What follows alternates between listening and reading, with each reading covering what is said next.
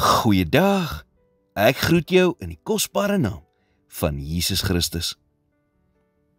Van die kragtigste dinge wat jy God in jou lewe sal sien doen, sal nie gedurende tye van gemak en voorspoed wees nie, maar wanneer omstandighede moeilik en onseker is. Dit is in daardie seisoene dat jy God se hand op wonderbaarlike maniere sal sien beweeg, as jy die regte gesindheid behou. 'n Wyse persoon herken en waardeer die mense en seëninge wat reeds in hul lewe teenwoordig is, terwyl 'n onwyse persoon voortdurend gefokus is op dit wat ontbreek in hulle lewens. Hulle is, as ek maar net mense. As ek maar net dit of dat kon hê, dan sal ek tevrede en dankbaar wees.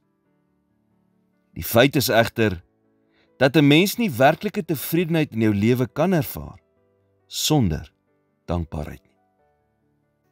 Tevredenheid sal altyd buite jou bereik voel as 'n mens nie leer om dit te waardeer wat jy op hierdie oomblik mee geseën is nie. Waardeer dit wat jy het. Koester dit wat God aan jou toevertrou het. Moenie glo dat jou geluk altyd iewers anders lê nie. Jy het sekerlik al iewers in jou lewe gehoor dat mense sê, tel jou seëninge. Wel, dit is goeie advies. 1 Tessalonisense 5 vers 18 sê, wees in alles dankbaar.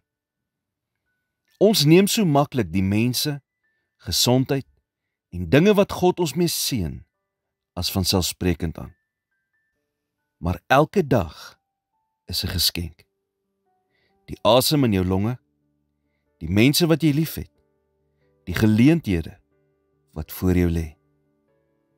Jy mag dalk vandag sê, wel, my lewe is in so gemors, ek is nie seker of ek enigiets het om voor dankbaar te wees nie. Dit is juis hier waar jy jou seëninge moet tel.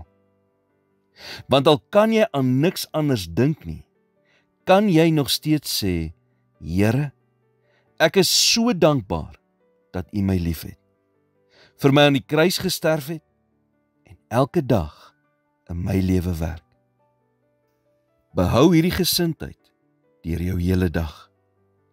Wees dankbaar en sê dit.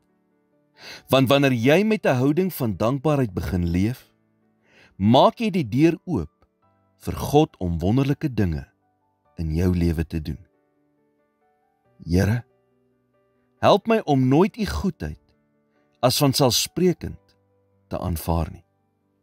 Gee my 'n dankbare hart wat elke dag my seëninge tel.